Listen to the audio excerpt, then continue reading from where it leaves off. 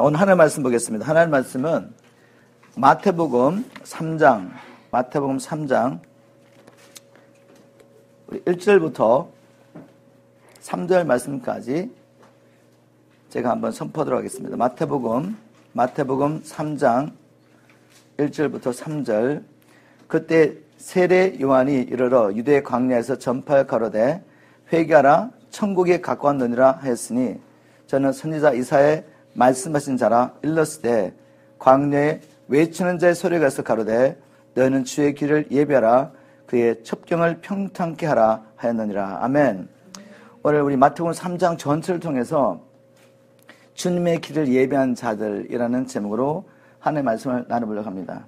자, 마태는 한 가지 목적을 가지고 지금 이 마태복음을 기록하고 있습니다. 복음서마다 이 복음서를 받는 대상이 있었는데 이 마태복음은 특별히 마태가 유대인들에게 나사렛 예수가 어떻게 우리가 기다리던 메시아인 것을 증거하고 또한 그분이 어떤 일을 행하셨는지를 증거하면서 특별히 어떻게 이분이 구약의 모든 예언을 성취하셨는지를 주님께서 하신 일을 선포하고 난 다음에 그 일이 어떻게 성경에 이미 기록된지를 증명했습니다. 그래서 오늘도 나사렛 예수가 하나님의 아들 그리스도를 증거하기 위해서 이제 3장에 침례요한의 증거를 기록하고 있습니다.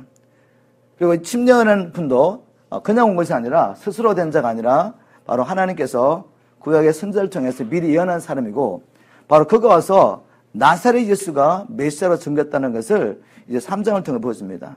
최종적인 확실한 증거, 나사렛 예수가 하나님의 아들 그리스도인 증거는 바로 예수님께서 침례요한에게 침례받으실 때 성령이 비둘기 형체로 오셔가지고 그분에게 마시고 또 하늘에서 소리가 나서 이는 내 사랑하는 아들 내 기뻐한 자라고 아버지 하나님이 친히 증거하신 이 사건을 기록하므로 나사렛 예수는 유대인 중에 많은 한 사람이 아니라 바로 그분은 하나님의 아들 메시아인 것을 마태가 지금 증거하고 있습니다. 이 말씀을 통해 오늘 우리에게 주시는 메시지가 무엇인가? 결론부터 말씀드리면 하나님께서 초림하시는 예수 그리스도 그분의 길을 예비하기 위해서 침례 요한을 예비하신 것처럼 이제 재림하시는 예수님 그분을 맞이할 수 있도록 지금 길 예비자들 주님의 길을 예비할 자들을 찾고 계시고 일으키시고 준비하고 계십니다. 바로 그 일에 저와 여러분이 역사적 하나님의 역사 가운데 분을 받았다는 것을 여러분 아셔야 돼요. 우리가 침례요한의 삶과 그의 메시지를 통해서 이제 우리가 이러한 소명을 받은 자라면 이것을 믿음으로 어떻게 준비할 건가? 우리 마지막 때 우리 주님과 함께 어떻게 동행할 것인지 말씀을 통해 나눠보도록 하겠습니다. 자, 우리 마태복음 3장 1절에 가보겠습니다. 그때 세례 요한이 이르러 유대 광야에서 전파하여 가로되라고 마태가 이 글을 기록하기 시작했는데 이 그때는 어떤 때인가? 그냥 한때가 아니란 말이죠. 이때는 바로 길 예비자, 메시아 오기 전에 그리스도 오기 전에 그의 길을 예배하는 자가 오리라고 구약의 선지자들이 예언을 했는데 바로 그 예언이 성취되는 바로 그때인 것입니다. 여러분이 가지고 있는 노트, 제가 여러분에게 노트를 보냈는데 한번 열어보십시오. 거기 보면 구약에 이런 예언들이 있습니다. 이사야 40장 3절에 이사야가 침례요한이 예수님의 길 예비자인 침례요한이 태어나기 전에 700년 전에 이렇게 예언하고 있습니다. 외치는 자의 소리여 가로되 너희는 광야에서 여호와의 길을 예비하라 사막에서 우리 하나님의 대를 평탄케 하라 라고 이 길 예비자 광야에서 외치는 자가 있을 것이라 그가 와서 여호와의 길 그리스도의 길을 예배할 것이라고 예언했습니다. 그럼 말라기 3장 1절에 보니까 만군의 여호와가 이르노라 보라 내가 내 사자를 보내리니 그가 내 앞에서 길을 예배할 것이요. 여기 그리스도의 왕의 길을 예배하는 사람이 있을 것이라고 구약에서 계속 예언했는데 바로 그 예언을 따라 하나님의 계획 가운데 그 때가 된 것입니다. 이 예언을 성취할 사람이 나타날 때가 된 것이죠. 바로 그 때가 이때인 것입니다. 예수님께서도 구약의 선지자들이 오히려 예언하던 엘리야가 바로 침례 요한인 것을 친히 증거하셨습니다. 마태복음 11장에 나왔는데 마태복음 11장 10절에 보니까 기록된 바 보라 내가 내 사도를 내 앞에 보내노니 저가 내 길을 내 앞에 예비하리라. 바로 엘리야와 말라기 선지자의 예언이죠. 하신 바로 그 사람이 이 사람이다. 침례원이다. 라고 증거하셨죠. 그리고 마태복음 11장 14절에 주님께서 만일 너희가 즐겨받을진대 오리라 한 엘리야 곧 바로 이 사람이니라 라고 예언했습니다. 자, 이 말씀을 통해 우리가 마음에 새겨야 할 일이 있습니다. 그래서 뭔가 하면 인간의 역사가 이렇게 흘러가고 있는데 이 모든 역사 뒤에는 누가 있다? 바로 하나님이 계신다는 것입니다. 우리 하나님께서 한 가지 목적을 위하여 지금 일하고 계신 것을 우리가 보아야 합니다. 이게 보여지고 믿어지면 우리의 삶은 세상과 당연히 구분이 되죠. 세상 사람들의 삶대로 살 수가 없는 것입니다. 하나님 그럼 무엇을 위해서 일하고 계십니까? 바로 자기 형상을 따라 지음을 받은 사람을 통하여 하늘에서 하나님 나라가 이루어진 것처럼 이 땅에서도 자기의 나라를 이루가는 일을 하고 계십니다. 아담과 아담 안에서 우리가 아담이 범죄할 때 마귀의 종, 제 종이 됨으로 말미암아 하나님의 뜻이 이룰 수 없는 상황이 됐는데 그러나 하나님께서는 전지하심으로 창세전에 예수 그리스도 안에서 마귀의 종된 자들 죗값을 지불하지 못하기 때문에 마귀의 종된 우리를 구원하셔서 하나님의 자녀로 회복하시고 이제 그리스도 예수 안에서 이 구원받은 백성을 통하여 열방 가운데 하나님 나라를 이루가시는 일을 지금도 쉬지 않고 하고 계십니다. 바로 그 일을 이루기 위해서 이미 창세기 3장 15절에 인간이 범죄가 난 다음에 마귀의 노예가 된 죄의 종이 된 우리를 어떻게 구원하실 것을 주님께서 예언하셨죠. 내가 여인의 후손을 보낼 것이다. 그럼 그 여인의 후손이 어떻게 우리를 구원하느냐? 마귀의 머리를 깨트므로 뱀의 머리를 깨트므로 구원할 것이다. 구체적으로 어떻게 할 것이냐? 바로 예수님께서 하나님께서 창세기 3장 21절에 인간이 범죄가 난 다음에 그 허물과 죄를 가리려고 스스로 무화과 잎을 만들어서 옷을 만들어서 가렸지만 그것을 가지고는 하나님 앞에 나아갈 수 없었습니다. 무화과 나무 잎으로 옷을 만들었지만 하나님이 나타났을 때 숨을 수밖에 없었던 거죠. 즉 인간의 방법으로는 죄와 허물을 가릴 수 없는 것입니다. 그래서 하나님이 친히 인간의 허물과 죄를 가려주십니다.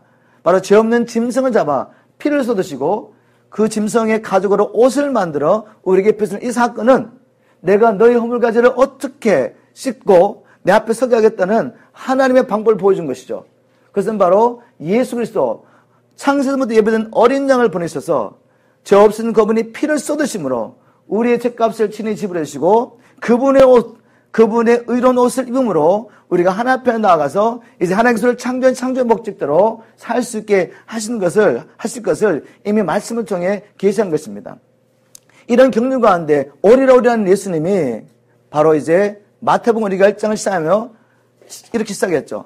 아브라함과 다윗 자손 예수 그리스도의 세계라. 왜냐하면 성경은 그 마귀의 뱀의 물을 깨트릴 후손은 여인의 후손이라고 말했습니다. 그리고 아브라함과 다윗의 후손은 날 것이다 라고 구약이 예언하고 있기 때문에 바로 아브라함과 다윗 후손이 바로 나사렛 예수 그리스도라는 것을 증명하기 위해서 족보를 시작하고 그리고 그분이 태어났던 정황을 설명하면서 바로 정원한 마리아, 아니 결혼을 예약했지만 결혼을 하기로 작정했지만 결혼하지 않고 동침하지 않은 이 마리아에게 성령이 임하셔서 나사렛 예수 그리스도께서 잉태했다는 사건을 기록하고 있습니다. 이 모든을 통하여 지금 마태는 이렇게 말하고 있습니다. 하나님께서 원래 계획하신 그 일을 이루시려고 지금 역사 가운데 일하시면서 이렇게 하나님의 뜻이 이루어지고 있고 그 경륜 가운데 이제 길예비자 예수님께서 본격적인 사역을 시작하기 전에 그분이 누구신가를 증거하기 위해서 길예비자로 침례요한이 사역하는 것을 이렇게 선포했습니다. 바로 그때입니다. 여러분 하나님은 결국 자기의 계획대로 인류 역사를 이끌어 가시며 예수님께서 이 땅에 다시 오심으로 말미암아 하나님의 역사는 끝이 나고 이제 하나님 나라 이 땅에 완성될 것입니다. 이 일을 믿는다면 여러분 어떻게 사시겠습니까? 여전히 세상의 것들을 구하며 사시겠습니까? 여러분 세상의 것들은 안개인 걸 아십니까? 세상에서 우리가 느끼는 기쁨과 만족하는 것은 마귀가 우리를 속이려고 만드는 거짓된 만족, 기쁨이라는 거 아십니까? 이건 잠깐에도 없어질 것입니다. 이런 예를 들어보겠습니다. 세상이 너무 힘들고 어려울 때 사람들이 나쁜 습관을 디벨롭하죠. 나쁜 습관을 만들어내는데 바로 마약을 한다든지 술을 마신다든지 뭐 게임에 빠진다든지 세상의 것에 막 빠져가지고 자기의 고통과 실제로는 고통 속에 힘든데 순간 그것을 잊어버리려고 갬블링, 마약, 술 이런 게 빠지지 않습니까? 밤새도록 마약을 하고 밤새도록 술을 먹고 밤새도록 갬블링 하면서 밤새도록 게임하면서 사람들이 현실을 잊어버리려고 해요. 고통을 잊어버리려고 하고 헛된 만족과 기쁨 가운데 만족하려고 합니다. 근데 그게 실체입니까, 여러분? 그 고통이 사라졌나요? 정말 그게 기쁜 일입니까? 아니잖아요. 아침에 눈을 뜨면 더 절망감에 빠지는 거죠. 왜? 그 문제 해결되지 않고 더 깊은 절망감, 고통감에 있는 것입니다. 자, 우리 이것이 허사하는 걸 알고 있습니다. 마약과 이런 술이라든지 게임이라든지 이런 세상의 것들, 이것은 허상이라는 것이죠. 그냥 실제도 우리를 기쁘게 할 수 없고 우리 문제 해결할 수 없습니다. 그런데 이제 좀 더 넓게 보면 이 땅에서 여러분들이 세상의 부귀영화를 취하고 세상의 명예를 얻고 세상의 물질을 가지고 세상에 있는 것을 누리면서 사는 것이 이게 정말 실체입니까, 여러분? 잠깐 동안 느끼는 것 같지만 이게 실체나 겁니다. 실체가 아니죠.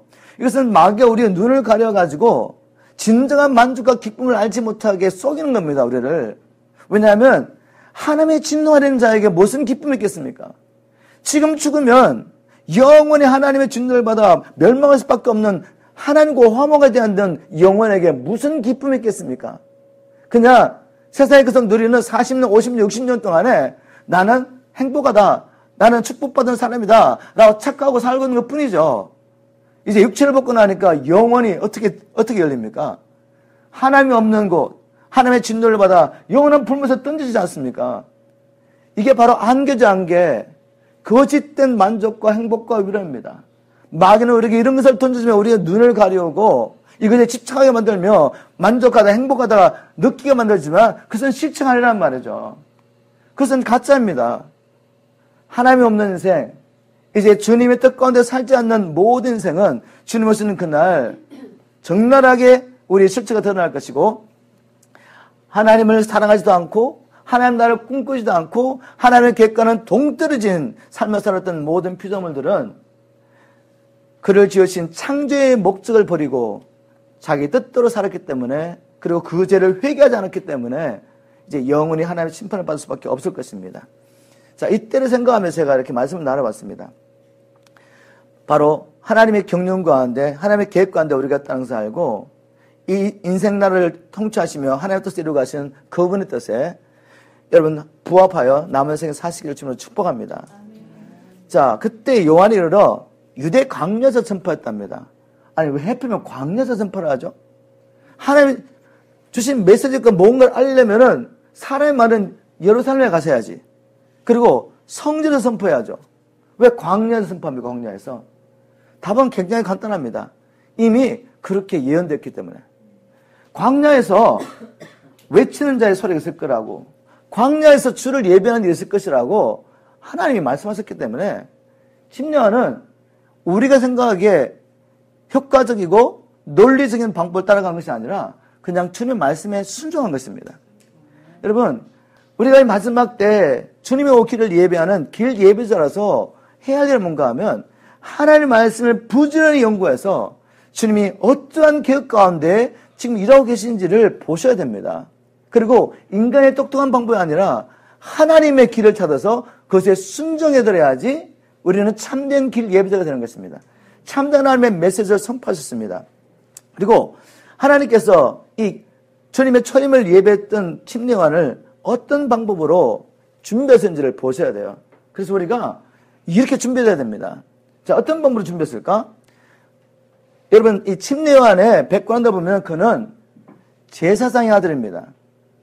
바로 이스라엘 12지파 가운데 레위 지파 중에서도 아론 후손이란 말이죠.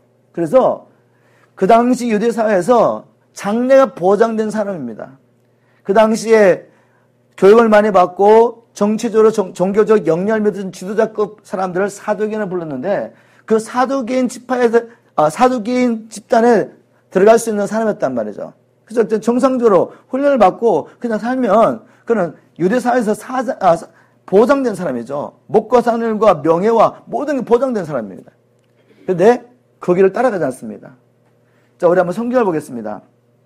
여러분 가지고 노트에 보시면 로만 누메럴 넘버 1, 넘버 3죠. 3번에 보면 이제 누가복음 1장 80절 요한이 어떻게 하나님의 메시지를 받고 준비했는지를 보면 누가복음 1장 80절을 보면 아이가 자라며 심령이 강해지며 이스라엘에 나타난 날까지 빈들 광야에 있었느니라. 성장한 후에 그는 그 당시에 당연히 따라갈 시스템을 쫓아가지 않고 즉 랍비 교육을 받고 제사장으로서 준비를 한 것이 아니라 광야로 났단 말이에요. 광야. 광야 어떤 것입니까? 세상에 화려함이 없습니다. 세상의 것들을 추구하는 게 없단 말이죠. 광야. 그곳에 가서 그가 은둔 생활을 합니다. 그리고 뭘 하죠? 하나님을 기다립니다. 가장 기본적인 것을 먹고 마시면서 하나님을 기다리는 삶을 사는 거죠. 그랬더니 누가복음 3장 2절 보니까 하나님의 말씀이 빈들 광야에서 사갈의 아들 요한에게 임한지라 요한이 요단강 부근 근처에 와서 제사를 얻게 하는 회개의 침례를 전파하니라고 기록하고 있습니다. 광야에서 하나님을 기다리는 삶, 바로 이것이 우리가 이 마지막 때 주님의 재림을 예비할 길 예비자로 준비되는 방법입니다. 세상의 분주함과 세상의 화려함과 세상의 것들이 가득한 이곳에서 여러분 나름대로의 광야를 준비하셔야 돼요. 여러분 나름대로의 광야를 마련하시고 날마다 그 광야로 들어가셔가지고 조용히 하나님을 기다리시는 저와 여러분이 되어야 됩니다. 만약 우리가 정말 마지막 때 하나님의 부름을 받은 소명자, 하나님의 이 메시지를 전가하며 주님이 오실 대를 예비할 자라면 이걸 믿는다면 10년처럼 준비를 해야죠. 그 준비 장소는 다른 곳이 아니라는 거죠. 그냥 신학교로 달려가는 게 아닙니다, 여러분. 하나의 방법은 뭔가 하면 광야라는 거죠. 여러분, 이스라엘 백성들이 애굽에 나왔을 때 어디에서 말씀을 하나님이 주시죠? 바로 광야 시내산에서. 모세가 이 말씀을 받기 위해서 40일 주야 금식하며 물도 마시지 않고 하나님을 기다립니다. 그럴 때 하나님께서 말씀하시는 거죠. 우리가 이 믿음으로 산다면 우리의 삶 가운데 매일매일 삶 가운데 광야의 시간이 너무너무 중요합니다. 우리 M3 애칭 첫째 들어오신 분들은 기본적으로 매일매일 여러분 그룹을 만드셔가지고 점 찍는 훈련 하시죠. 점 찍는 훈련 그죠? 이게 뭔가 하면 아무것도 아닌 것 같지만 내 삶 가운데 내가 정말 믿는 자라서 하나님의 길 예배자라서 나의 인생의 매일매일 삶과 가장 중요한 것은 나의 하루 일과 중에 가장 중요한 시간을 하나님께 드리며 하나님께 나아가는 것이다. 그분을 만나서 그분의 음성을 듣고 그분이 어떤 마음을 가지고 어떤 메시지를 가지고 우리가 이 시대에 나아가서 선포하기 원하시는지 우리 들어야 합니다. 길 예비자라고 믿고 있는데 이런 삶이 없다면 믿지 않는 것이죠. 여러분 광야의 시간 놓치면 안 돼요. 광야의 시간을 놓치면 안 됩니다. 하나님 앞에 나아가서 주의 음성을 듣고 무엇보다도 우리가 얼마든지 성경 말씀을 가지고 바른 복음 찾아낼 수 있잖아요. 그러나 그것보다 더 중요한 것은 주님의 마음이에요. 마음. 하나님의 마음. 잃어버린 영혼을 찾기 원하는 하나님의 마음.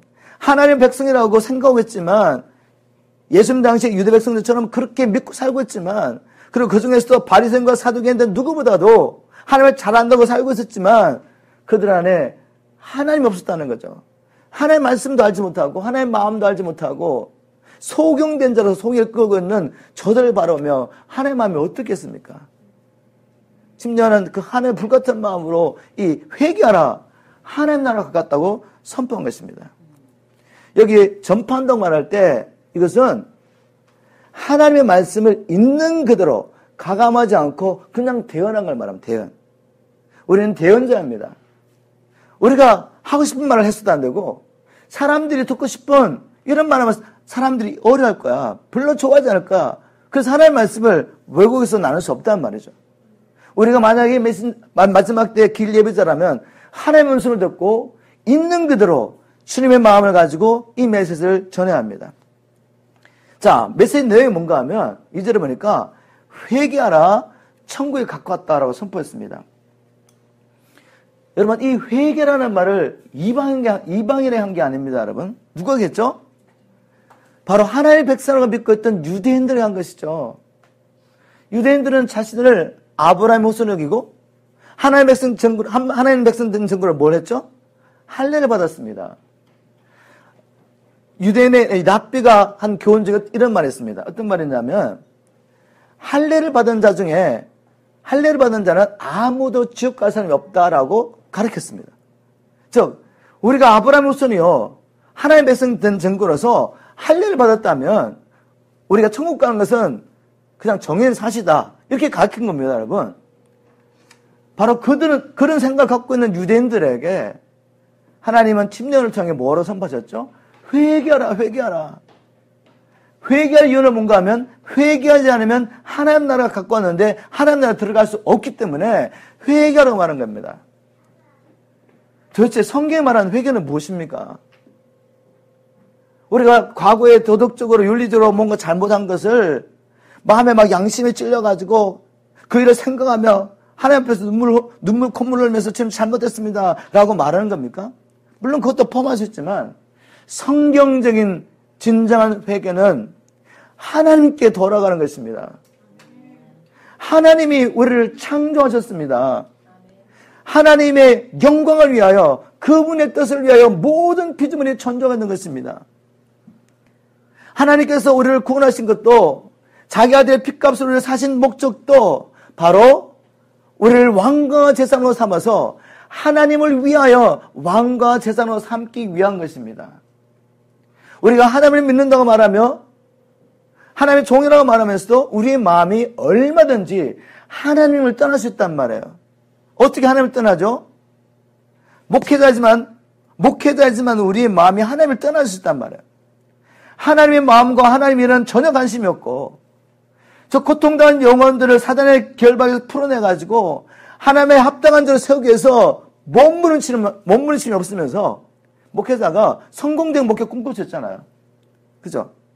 여러분이 교회 와서 얼마든지 열심히 교회 생활할 수 있습니다. 헌금 열심히 하시고 교회 봉사할 수 있지만 그 일을 하는 여러분의 마음의 중심에 뭐가 있냐면 이 일을 통해 사람에게 인정과 영광을 받고 또 이 일을 통해 하나님께도 잘 보여서 여러분이 꿈꾸는 세상 일이 잘 되기를 원하는 그 마음을 가지고 있다면 하나님과는 아무 관계없는 것이죠. 아버지의 마음은 다 됐지 않습니다. 제가 종종 이런 예화를 드리죠. 자식을 잃어버린 부모가 생각하는 게 뭘까? 자기 비즈니스 잘 되는 걸 생각하겠습니까? 자기 몸 생각하겠어요? 자식을 잃어버린 부모는 오직 한 가지만 생각합니다. 어떻게 하면 나의 잃어버린 자식을 찾을까? 내가 가지고 있는 모든 영향력과 힘과 모든 걸 동원하여 생명 바쳐서 사랑하는 자식 찾는 거 외에는 아무는 생각이 없습니다. 이게 아버지의 마음이죠. 우리 하나님 아버지 아담 안에서 한순간 자기의 자녀를 다 잃어버리셨어요. 그 아버지께서 뭘 생각하겠습니까? 우리가 열심히 교회 와가지고 존경해하고 유대인들을 생각한다면 성전에 와가지고 막 예배 드리려고 제사 지내려고 막 돈 바꾸는 사람들을 북적대고 짐승들 제사장들이 인정한 그 흠없는 짐승을 판일로 분주하면서 그 모든 등 뭐하고 있지 지금? 하나님의 제사 드리려고 난리면 난리. 겉으로 보면 정말 열심히 있는 것 같죠? 절기를 지키며 하나님 말씀대로 그 이스라엘 유대인들은 1년에 3번 정도는 중년 절기에 하나님께 와서 하나님 앞에 보여야 됩니다. 그들이 이민을 가서 어느 나라에 살든 경건한 유대인이라면 다른 나라에 태어나가 말도 틀리고 문화도 틀리지만 그 나라에 돈을 갖고 와가지고 이제 성전에 와가 돈을 바꾸고 그리고 제사장이 인정하는 짐승, 흠없는 짐승을 잡아가지고 제사 드리는 이 열심을 보여준단 말이에요. 그것도 얼마나 열심히 있는 것 같습니까? 근데 예수님 오셔서 뭐 하셨죠? 그거 다 뒤집어. 왜? 하나님의 마음을 알지 못하기 때문에. 하나님에서 열심히 있는 것 같지만 사실은 자기 기득권, 돈 챙기고 지금 뭐 하고 있습니까, 여러분? 하나님 마음을 아셔야죠, 하나님 마음. 만약 우리가 하나님 나라를 구하지도 않고 하나님의 통치를 갈망하면서 여전히 우리 영혼이 구원을 받았지만 우리 몸 안에 죄가 있어서 이 갈등 가운데 성리의 소욕과 죄의 소욕 가운데 갈등하며 간절한 마음으로 주님 나의 몸의 구원까지 온전히 이루어지는 그날을 제가 기다리겠습니다. 주님, 나의 영광과 몸이 온전히 주님의 통치를 받기를 갈망합니다. 그 나라가 속히 임하기를 원합니다. 라는 믿음으로 복음 전하며 복음과 그릇 살고 있지 않다면 과연 우리는 회개한 것인가? 여전히 나를 위해 살고 있지 않습니까? 나를 위해서 주를 믿고 있고, 그렇다면 우리는 종교인이지 회개한 사람은 아니에요. 오늘날 주님께서 오신 다음에 이 교회를 향하여 동일하게 회개라는 메시지를 전하지 않겠습니까? 회개하라고. 회개하지 않으면 하나님 나라에 들어갈 수가 없기 때문에. 여러분, 회개하셨습니까? 회개하셨습니까? 주님께서 나를 창조하신 목적대로 이제는 주님이 나를 사용하시도록 나의 시간과 물질을 드리고 있습니까? 그리고 이제는 가정에 쓰나 누구를 관계 가운데서 내 뜻대로 사는 것이 아니라 주님 뜻대로 살기 위해서 날마다 여러분을 십자가에 데려와서 주님, 나는 이제 주님과 함께 죽었습니다. 주님의 뜻이 이루어지기를 기도합니다. 여러분, 살다 보면 왜 마음의 평강이 뺏겨버린 일들이 없겠습니까? 목회자도 있는데. 정말 하나님 나라를 헌신해서 주의 나를 세우겠다고 헌신한 목회자도 영혼 붙잡고 기도하면서 정말 이렇게 열심히 하나님을 섬기는 목회자의 마음 가운데도 어느 순간에 마귀가 평강을 빼앗은 일들, 사건들 일으킨단 말이죠. 그럴 때 내 생각하고 나를 정당화하고 내가 상처받았다고 생각하고 변호하려고 하면 평강 없습니다, 여러분. 그때 하나님의 마음을 살피는 거죠. 주님, 이젠 내가 사는 것이 아니라 주님이 사시지 않습니까? 왜 내 마음에 평강이 없습니까? 이 사건이 내 마음의 평강을 빼앗아갔습니다. 주님, 내가 주님의 통찰에 있지 않는 것 같습니다. 하나님, 나의 마음을 다스리십시오. 그리스도의 평강으로 내 마음을 다스리십시오. 이렇게 기도하는 거죠. 기도할 때 이제 나를 내려놓고 주님이 나를 통치하기 시작하시면 환경은 바뀌지 않습니다. 아무것도 바뀌지 않아요. 그런데 주님의 다스리심으로 내 안에 평강이 있습니다. 그리고 이제 내가 주님의 선한 도구가 될 수 있고, 내게 마음의 상처를 준 사람도 미워 보이지 않습니다. 연약함이 보이고, 기도하게 되고, 말을 할 때 상처받은 마음으로 이렇게 말하는 것이 아니라 정말 사랑함으로 말할 수 있어요. 이게 바로 진정으로 회개한 사람입니다, 여러분. 그래서 하나님 나라가 내 심령에, 내 가정에 실제로 임해 있는 것이죠. 이 나라를 내가 누리고 있기 때문에 이 나라가 열방 가운데 이루어지기를 그렇게 갈망하는 것입니다. 이것이 회개한 자의 삶입니다. 회개한 자의 삶은 단순히 그냥 금식하고 기도하고 시간적으로 성경 보고 성경 연구하고 열심히 종교행위하는 게 아니란 말이죠. 그것이 포함될 수 있지만 마음의 상태입니다. 하나님의 통치하시는 삶, 내 안에 하나님의 통치하기 때문에 진정한 삶의 열매가 있는 것입니다. 아멘입니까? 바로 이 메시지를 전가할 사람이 우리입니다. 이 메시지를 전가할 사람이 바로 우리죠. 3절에 보니까 저는 선지자 이사야로 말씀하신 자라 일렀을 때 광야에 비치는 자의 소리가 있어 가로되 너희는 주의 길을 예비하라. 그의 첩경을 평탄케 하라. 길 예비자의 사명은 주님이 오시기 전에 길을 예비하는 것입니다. 여기에 첩경을 평탄케 할 때 첩경이라는 것은 곧은 대로를 내라 이 말입니다.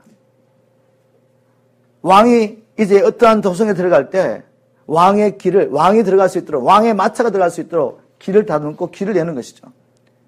바로 길 예비자, 주님이 오시는 길을 예배할 우리가 해야 할 일은 바로 왕의 대로를 준비하는 것입니다. 왕의 대로를 어떻게 준비하겠습니까? 왕이 어디 오십니까, 여러분? 사람들의 마음 가운데 임하는 거죠. 사람들의 마음 가운데 오셔가지고 통치하셔야 됩니다. 왕으로. 그런데 사람들 마음 가운데 불신했단 말이죠. 불순종했단 말입니다. 시기하고 질투하고 미워하고 세상을 사랑하고 음란하고 권력을 사랑하고 이런 것들이 교회 안에 다 있습니다. 하나님 말씀합니다. 내가 올 수 있도록 길을 예배하라. 길 예배자들이요. 우리가 먼저 회개해야죠. 우리 안에 왕이 오시는 것을 거부하는 것이 없는지, 내 안에 숨어있는 불신과 불순종 없는지, 나는 여전히 세상의 끝을 사랑함이 없는 건지, 엄난을 사랑하지는 않는지, 시기하고 질투하지는 않는지, 연약한 사람을 통해서 시험이 들어서 내 마음에 미움과 용서하지 못함이 없는지 우리 마음을 살펴야 됩니다. 우리가 회개한 자로서, 왕이 우리 안에 오셔서 통치하는 자로서 이제 이 왕의 메시지를 선포해야 됩니다. 하나님을 믿는다고 하는 많은 사람들 가운데 왕이 오실 수 없는 분이 너무 많이 있단 말이죠. 진정으로 회개하지 않았어. 여전히 자기 사랑에 빠져있고 세상 사랑에 빠져있었어. 하나님 말씀합니다. 길 예배자들이여, 회개의 메시지를 선포해라. 우리가 회개 합당한 열매를 맺으며 살 뿐만 아니라 이제 길 예배자라서 하나님 말씀합니다. 하나님 나라가 가까웠기 때문에 회개 메시지 선포하라고 말합니다. 자, 그러면 여기서 말하는 천국, 하나님 나라는 뭘까? 이것은 바로 하나님이 통치하시는 나라입니다. 하나님의 통치가 핵심입니다. 하나님의 통치. 지금 우리 안에 하나님의 통치가 이루어져 있습니다. 만약 여러분이 회개하고 주님께서 우리 안에 오셔서 우리를 성전 삼으시고 우리 안에서 통치하고 있다면 하나님 나라 우리 안에 있는 거죠. 지금 하늘에서는 모든 피조물 가운데 하나님이 왕으로 통치하고 있습니다. 그래서 하늘에 하나님 나라가 있죠. 우리 안에 하나님 나라가 있습니다. 그러면 예수님 말씀하신 회개하라, 지금 하나님 나라가 가까웠다는 것은 뭘 말하냐면 이 땅에 실제적으로 모든 민족과 나라 가운데 이루어질 그리스도가 통치하시는 메시아 왕국을 말합니다. 하나님의 나라. 여러분 노트에 보시면 다니엘에 대해서 잘 예언하고 있는 것을 알 수가 있습니다. 예수님 오시기 500년 전에 다니엘은 이 하나님 나라에서 다니엘에서 계속 예언하고 있는데 다니엘서 2장 44절 보겠습니다.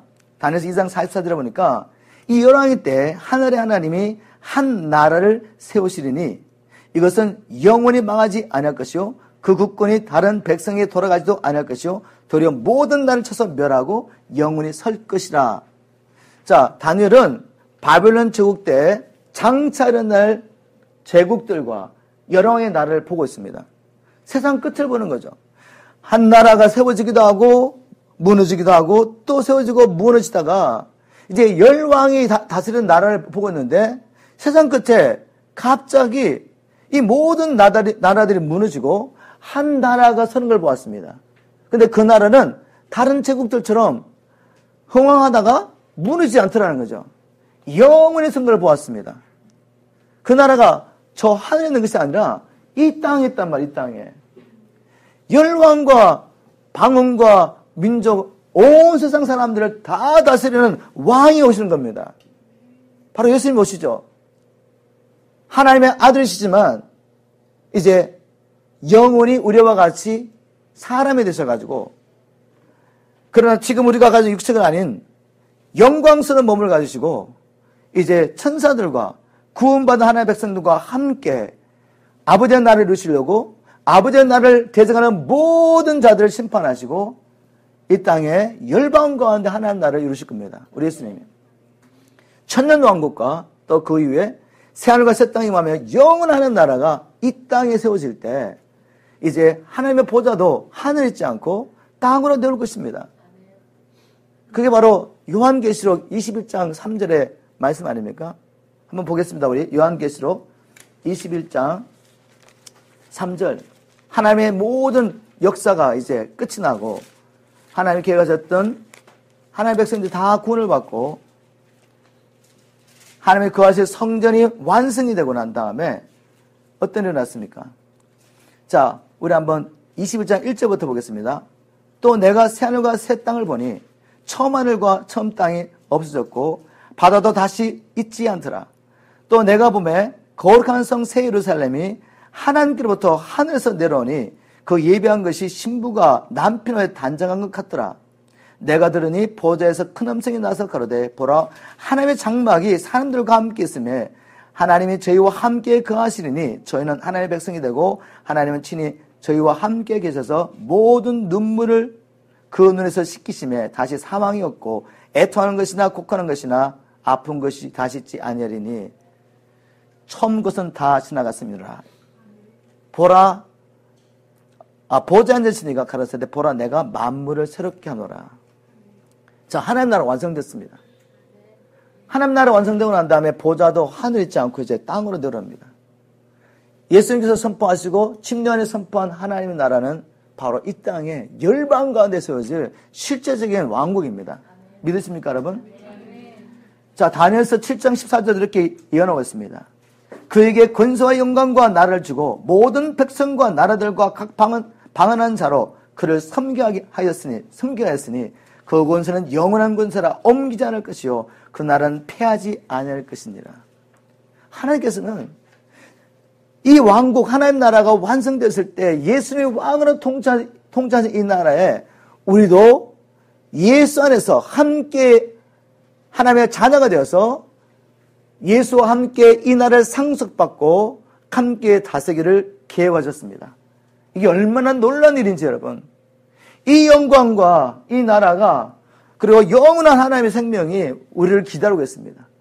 이걸 한다면 왜 이 땅에 잠깐 없어질 안개, 마귀가 우리를 속이려고 만들어놓은 이런 것들에 집착하면서 생명받쳐 살겠습니까? 이걸 못 봤기 때문에 아직도 여기에 집착하는 것입니다. 하나님 나라를 정말 발견했다면 그날의 기쁨과 그날의 영속성을 안다면 왜 우리가 땅에 잠깐 없어질 안개 같은 것, 마치 마약을 먹고 고통에 들어가는 같은 그런 어리석은 일을 하겠습니까? 실체를 추구하지 않겠습니까? 우리 한번 4절로 넘어가겠습니다.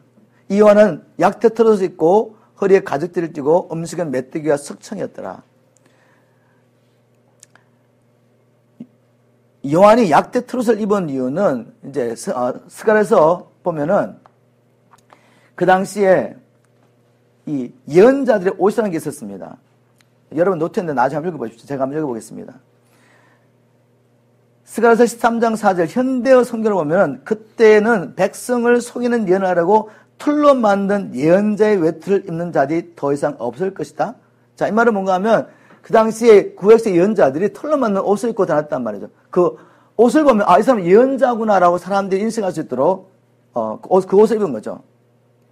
그런데 디셉 사람 엘리야는 허리에 가죽띠라고 있었습니다. 열왕기하 1장 18절에 저희가 대답하되 그는 털이 많은 사람인데 허리에 가죽띠를 띄었더이다. 왕이 거르되 그는 디셉 사람 엘리야로다. 자, 그런데 침례원의 모습은 어떻게 하죠? 그 당시에 예언자의 옷을 입고 또 그 예언자들 중에서도 엘리야가 띄고 있던 가죽띠를 띄고 나타난 것입니다. 그래서 이 침례원은 오리란 엘리야라는 것을 그의 모습을 통해서도 증명했단 말이죠. 그리고 그가 무엇을 먹었냐면 메뚜기와 석청을 먹었습니다. 메뚜기는 그 당시에 유대사회 하층 천민들을 먹던 음식이었습니다. 그리고 석청은 그냥 광야에서 구할 수 있는 야생 꿀이었습니다. 그 말은 뭔가 하면 이 침례원의 삶이 세상과는 분리되어서 세상의 것들을 탐내가지 않고 검소하며 절제하는 삶을 살았다는 거죠. 바로 이것이 이제 우리가 살아야 될 삶입니다. 우리가 하나님 나라를 선포하면서 세상의 것들을 추구하는 모습을 보면 세상 사람들이 어떻게 우리의 메시지를 믿겠습니까? 정말 세상에서 할 수 있는 모든 것을 동원하여 정말 복음과 전신하면서 우리가 세상의 것들을 추구하지 않고 하나님 나라를 구하는 삶을 사셔야 됩니다. 그것은 검소하고 절제한 삶까지 포함되는 거죠. 자, 우리의 메시지가 우리의 삶과 일치하기를 주님으로 축복합니다. 우리의 삶이 우리의 메시지와 같아야 합니다. 자, 이렇게 침례원이 복음을 선포할 때 어떤 일이 일어났냐면 5절 6절을 보니까 이때 예루살렘과 온 유대와 요단강 사방에서 다 그에게 나와 자기들이 죄를 자복하고 요단강에서 그에게 침례 세례를 받더니라는 놀라운 회개와 대각성 부흥이 그 당시에 일어났습니다. 엄청나지 않습니까? 침례원은 정상적인 교육을 받은 사람도 아니에요. 그렇다고 정치적 역량 있는 사람도 아니란 말이죠. 모습도 희한하고. 근데 그가 광야에서 외칩니다. 그런데 수많은 사람들이 사방에서 모여가지고 회개하며 자기가 회개했다는 증거로서 침례원을 통해 침례를 받았습니다. 이것은 회개와 대각성도 일어난 것입니다. 주님 오시기 전에. 여러분, 이 일은 이제 장차 주님이 다시 재림하기 전에도 반드시 일어날 사건입니다. 여러분 믿으십니까? 예수님께서 유대 땅에 오시기 위하여 하나님께서 한 사람의 길 예비자를 세우시고 그를 준비시켜 그에게 메시지를 주고 그가 하나님 말씀을 있는 그대로 대언했습니다. 회개하라. 하나님을 갖고 왔다. 바로 이 메시지를 듣고 수많은 사람들이 각성하고 깨어나고 자기 죄를 인식하고 그 죄를 버렸다는 증거로서 침례를 받았단 말이죠. 이제 주님은 유대 땅에 오시는 게 아닙니다. 열방 가운데 모든 민족과 방언에게 동시에 오실 것입니다. 믿습니까, 여러분? 그렇다면 열방 가운데 길 예비자들이 일어나는 것입니다. 주님은 바로 그 길 예비자를 지금 예배하고 계십니다. 여기에 주님, 여러분이 아멘 하셔야 돼요. 하나님 나라를 꿈꾸며 인간의 모든 역사가 하나님 나라를 이루어 가시는 예수 그리스도를 통하여 여러분의 영혼을 구원하시며 하나님 나라를 이루어 가시는 역사라는 것을 믿으신다면 내가 어떠한 직장을 갖고 있든지 세상에 보기에 내가 어떠한 포지션이 있든지 관계없이 우리는 다 길 예비자로 분을 받은 것입니다. 그렇다면 아멘의 것을 받아들이고 주님 나를 선한 도구로 사용하여 주십시오. 이 마지막 때 저와 엠트레이튼 처치를 통하여 또 우리를 통해 주님께서 일으키실 영적인 가족들을 통하여 우리를 길 예비자로 삼아주시고 주님 우리를 통하여 회개와 대각성 운동이 일어나게 도와주십시오. 그래서 내게 진정한 회개와 대각성이 일어나야죠. 하나님 나라를 사모하지 못하고 하나님께서 사랑하신 영혼들을 사랑하지 못하는 나를 바라보면서 여전히 세상의 것을 구하고 끊지 못하는 나를 바라보면서 하나님 앞에 회개하셔야죠. 주님 나를 깨워주십시오. 나에게 진정한 대각성을 나게 도와주십시오. 저와 여러분을 이 마지막 때에 길 예배자로 불러주신 걸 믿으시기 바랍니다. 이 마지막 때 열방 가운데 이러한 길 예배자로 나서 하나님의 것을 선포할 때 엄청난 각성과 회견 등이 일어날 것입니다. 자, 그런데 이제 7절부터 10절에 보니까 바리새인과 사두개인이 요한에게 나온 사건이 기록되었습니다. 요한이 많은 바리새인과 사두개인이 세례 베푼데 오는 것을 보고 이르되 독사의 자식들아 누가 너희를 가르쳐 임박한 진노를 피하라 하더냐. 그러면 회개에 합당한 열매를 맺고 속으로 아브라함이 우리 조상이라고 생각하지 말라. 내가 너에게 이르노니 하나님이 너희 이 돌들로도 아브라함의 자손이 되게 하시느니라. 이미 도끼가 나무 뿌리에 놓였으니 좋은 열매 맺지 아니하는 나무마다 찍어 불에 던지리라 라고 회개하지 않는 자를 향하여 지금 하나님의 심판을 선포하고 있습니다. 바리새인과 사두개인들이 왜 나왔겠어요? 침례요한이 침례하는 곳에.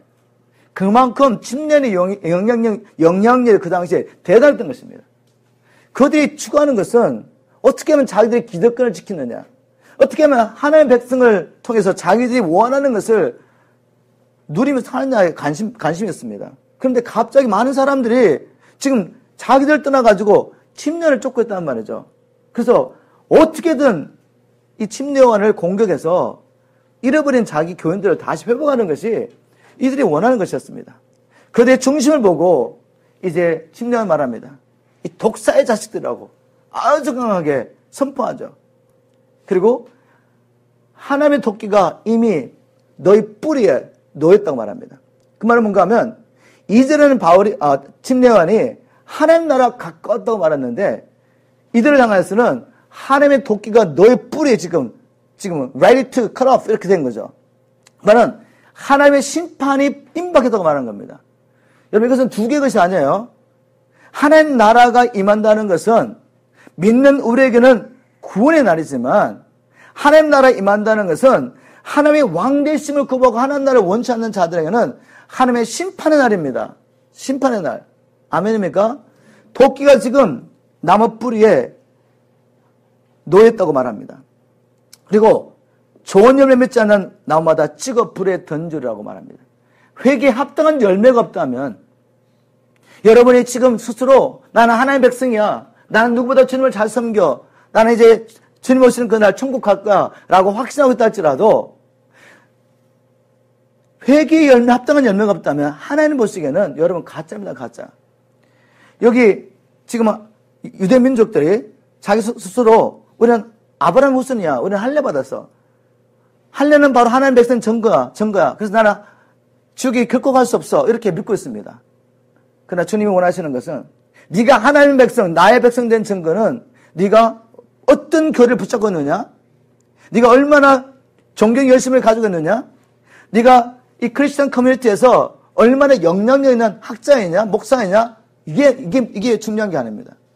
이걸 보시는 게 아니라 네게 정말 세상을 버리고 이제 하나님 나라를 구하며 네가 너 자신을 사랑하지 않고 세상을 사랑하지 않고 하나님을 사랑하며 하나님이 위하여 죽으신 영혼을 사랑하는 열매가 네 삶 속에 있느냐 이거죠.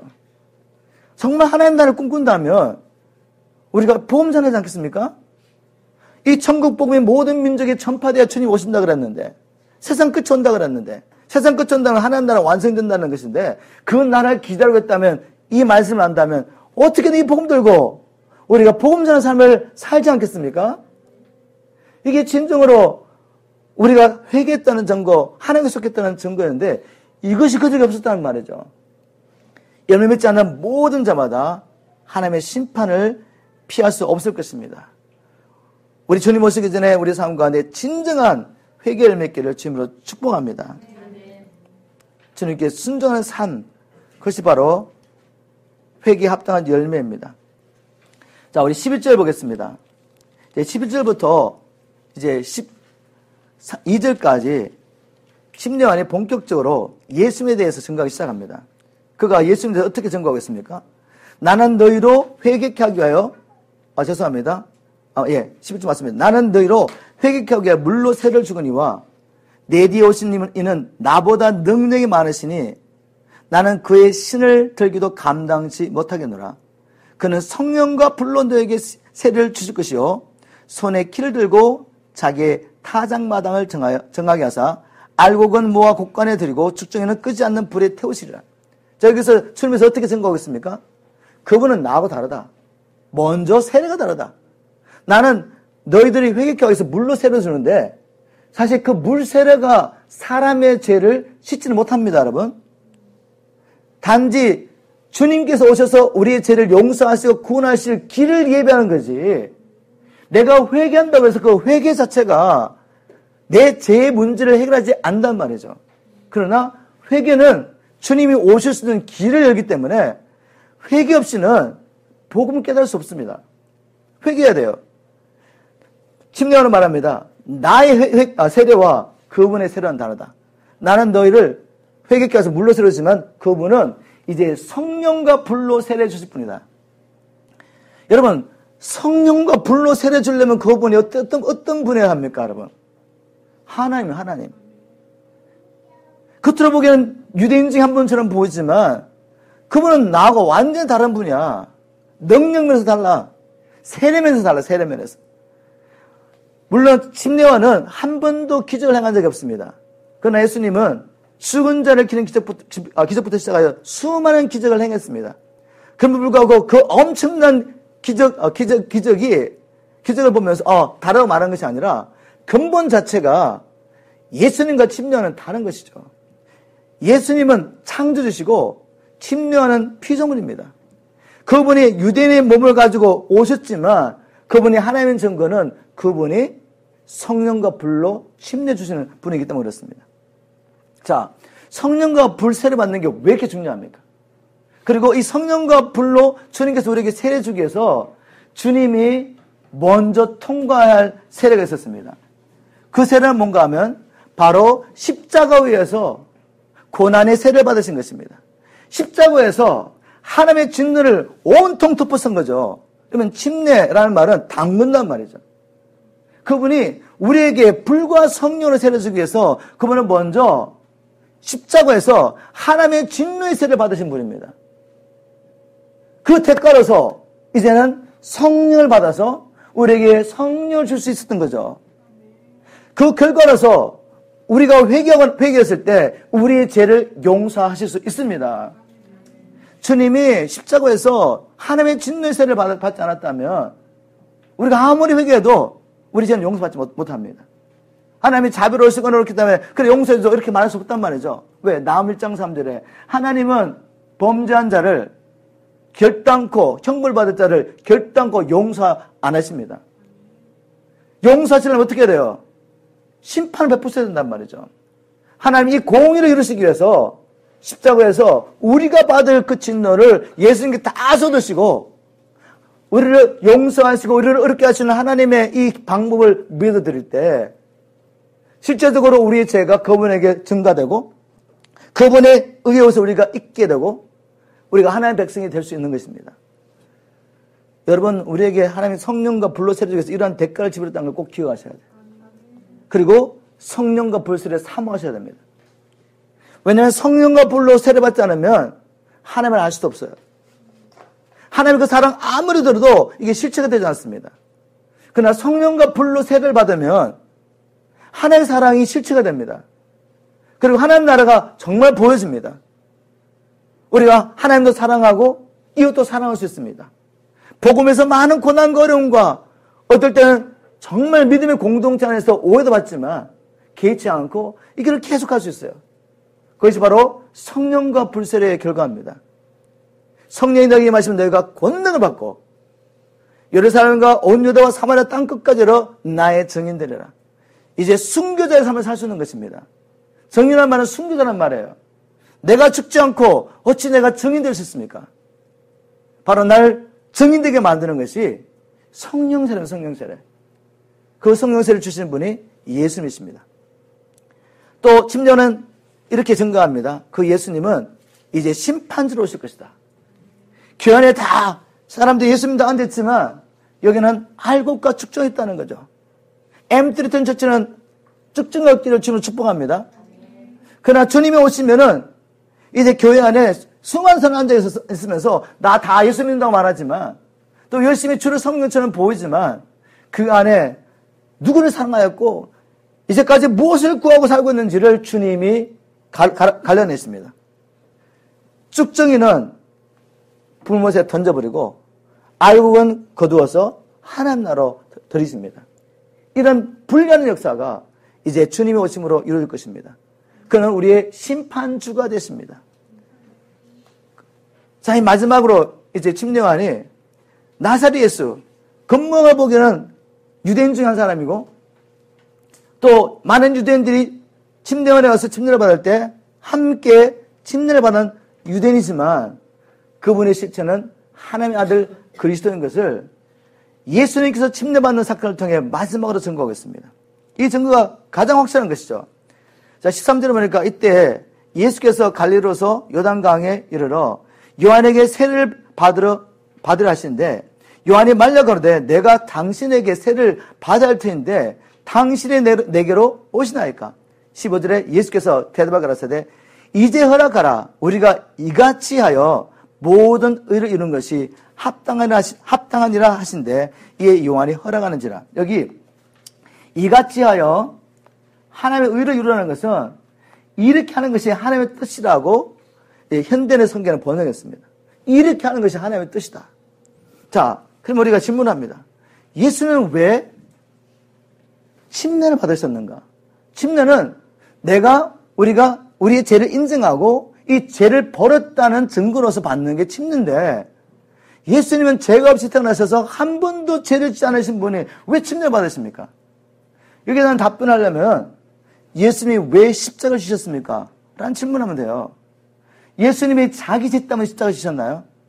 바로 저와 여러분이 지불할 수 없는 죄값을 대신 지불하시기 위해서 대성물로 죽으신 것입니다. 대신. 그죠? 바로 그분이 하신 모든 일은 우리를 대신하여 하신 것입니다. 그것이 바로 아버지의 뜻이었단 말이죠. 주님 말씀하십니다. 내가 침례를 받는 것은 자기 죄 때문에 받는 게 아니에요. 우리를 대신하여 침례를 받으신 것입니다. 그리고 그것이 아버지의 뜻이라고 말하죠. 이렇게 침례를 받으실 때 어떤 일이 일어났습니까? 예수께서 16절에 예수께서 세례를 받으시고 곧 물에서 올라오실 새 하늘이 열리고 하나님의 성령이 비둘같이 내려 자기 위에 임하심을 보시더니 하늘로서 소리가 있어 말씀하시되 이는 내 사랑하는 아들이요 내 기뻐하는 자라 하시니라. 아멘. 여러분, 마태가 왜 이 사건을 기록하고 있죠? 나사렛 예수가 평범한 유대인이 아니라 하나님의 아들 메시아, 우리가 기다리고 있던 메시아다라는 걸 증거하고 싶은 거죠. 그런데 나사렛 예수가 하나님의 아들 메시아라는 것을 침례를 받는 그 사건 가운데 성령 하나님과 아버지 하나님이 친히 증거하고 계시다는 거죠. 침례받고 올라올 때 성령이 예수님 위에 임하십니다. 비둘기 형체로. 그것을 주님이 보셨습니다. 그리고 아마 최소한 요한이 봤을 거예요. 그리고 하늘에서 소리가 납니다. 주님이 분명히 들었습니다. 요한이 들었습니다. 그렇게 기록했습니다. 내 사랑하는 아들은 내 기뻐하는 자라고. 예수님을 보면서 하나님이 증거하십니다. 이는 내 사랑하는 자와 내 기뻐하는 자라고. 이보다 더 확실한 증거가 되겠습니까? 예수님은 그냥 유대인이 아니십니다. 분명히 역사 가운데 유대인으로 태어나신 분이시지만 그분은 사람 이상이라는 거죠. 우리를 위해서 대신 십자가를 지신, 우리를 대신하여 세례를 받으시고 우리를 대신하여 십자가를 지신 바로 메시아일 뿐만 아니라 그분은 하나님의 아들이십니다. 하나님이십니다. 그럼 우리가 영원히 왕으로 섬겨할 분이란 말이죠. 우리가 믿고 순종할 분이십니다. 자, 침례 요한이 마태복음에 기록하지 않았지만 요한복음에 보면은 이렇게 말하고 있습니다. 우리 한번 여러분 갖고 계시는 노트 로먼 누메럴 넘버 4 보시면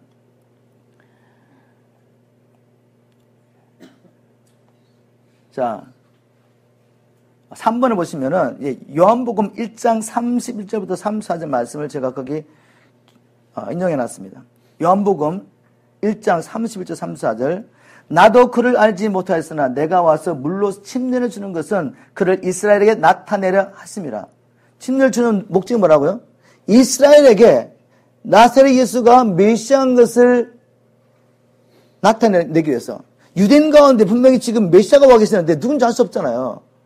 그런데 바로 나사렛 예수가 메시아라는 것을 이스라엘에 나타내기 위해서 지금 침례를 주겠다고 말합니다. 요한이 또 증거에 가로되 내가 보매 성령이 비둘같이 침례를 받습니다. 내가 보매 성령이 비둘같이 하늘로서 내려와서 그의 위에 머물렀더라. 나도 그를 알지 못하였으나 나를 보내어 물로 침례를 주라 하신 그이가 나에게 말씀하시되 하나님 말씀하신 거죠. 성령이 내려서 누구 위에든지 머무는 것을 보거든 그가 곧 성령으로 침례를 주는 이인 줄을 알라 하실게 내가 보고 그가 하나님의 아들이심을 증거한다고 하니라. 지금 침례 요한이 예수님이 침례 받으시는 그 사건을 통해서 성령의 걸 보면서 이 일은 그냥 된 것이 아니라 하나님이 미리 말씀하셨다. 너희들 가운데 이미 메시아가 왔다는 거죠. 근데 수많은 유대인 가운데 누가 메시아인가 어떻게 알 수 있습니까? 하나님 말씀합니다. 네가 이제 침례를 줄 텐데 침례를 받을 때 누구든지 그 위에 성령이 마시는 그분이 성령으로 침례 줄 바로 하나님의 아들이라고 하나님이 말씀하셨단 말이죠. 근데 침례 안에 예수님께 침례를 줄 때 바로 그 사건이 일어난 겁니다. 그리고 증거합니다. 이분이 어린 양 하나님의 아들이다라고 선포합니다. 여러분 이보다 더 확실한 증거 있겠습니까? 이제 제가 여러분 마지막으로 도전합니다. 여러분 이 하나님을 믿으시는가요? 나사렛 예수 그리스도가 우리의 죄를 대신하여 죽으신 메시아인 것을 믿으십니까? 그리고 이제 그분이 장차 오셔서 왕으로 통치하실 것입니다. 그분을 왕으로 인정하고 믿고 따랐던 자에게는 영생과 함께 하나님 나라를 요구해 주시고 믿는다고 말은 했지만 그러나 마음으로는 하나님 나라를 원하지도 않고 그분이 오셔서 통치하기도 날마다 거부하면서 살았던 사람들은 주님께서 그들을 심판하실 것입니다. 그리고 영원한 형벌로 이제 불못에 던지실 것입니다. 바로 이 복음을 여러분 믿으십니까? 그 날이 주님 오시는 그 날이 지금 가까이 오고 있다는 거죠. 하나님 나라가 지금 임박했다. 2000년 전에 임박했다고 말했습니다. 지금 진짜 임박했습니다.